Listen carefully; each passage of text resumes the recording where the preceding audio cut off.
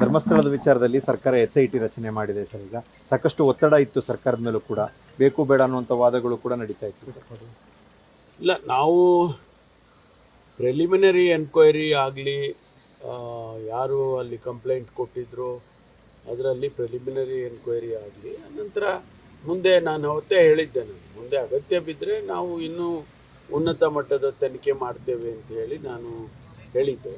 ನಾವು ಮುಖ್ಯಮಂತ್ರಿಗಳು, ನಾನು, ನಮ್ಮ DG ಅವರು ಎಲ್ಲರೂ ಕೂತ್ಕೊಂಡು ಮಾತನಾಡಿ ಮೊನ್ನೆನೇ ತೀರ್ಮಾನ ಮಾಡಿದ್ವಿ. ಆದೇಶವನ್ನು ನಿನ್ನೆ ಹೊರಡಿಸಿದ್ದಾರೆ.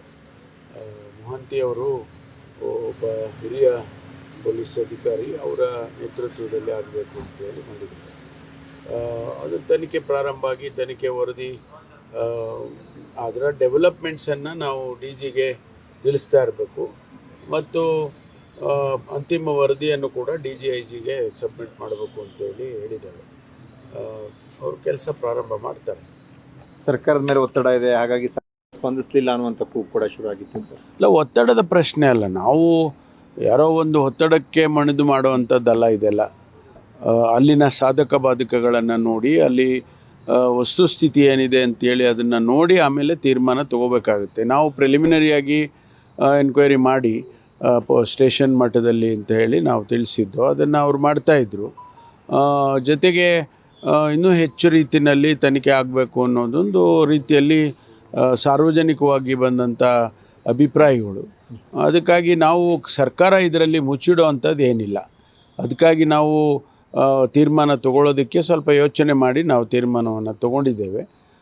ಏನು ಇನ್ವೆಸ್ಟಿಗೇಷನಲ್ಲಿ ತನಿಖೆಯಲ್ಲಿ ಬರುತ್ತೆ ಅದನ್ನು ಕಾದು ನೋಡೋಣ. ಸಣ್ಣ ವಿಚಾರ ಅಲ್ವ ಸರ್, ಸಾಕಷ್ಟು ನೂರಾರು ಅಸ್ಥಿಪಂಜರಗಳಿದ್ದಾವೆ, ಅದೇನೋ ಸಾವಾಗಿತ್ತು, ಹೀಗೆ ಬೇರೆ ಬೇರೆ ಆರೋಪಗಳು ಬಂದಂತ ಸರ್.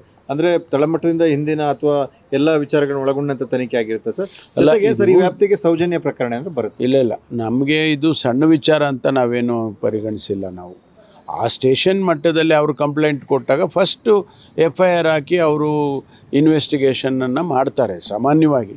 ಅದು ಇನ್ನೂ ಹೆಚ್ಚು ಬೆಳೆದಾಗೆ ಅದಕ್ಕೆ ತನಿಖೆ ಇನ್ನೂ ಕೂಡ ತೀವ್ರತೆಯನ್ನು ತಗೊಳ್ಳುತ್ತೆ. ಹಾಗಾಗಿ ಉನ್ನತ ಮಟ್ಟದ ತನಿಖೆ ಆಗಬೇಕು ಅಂತೇಳಿ ಮಾಡಿದ್ದೇವೆ.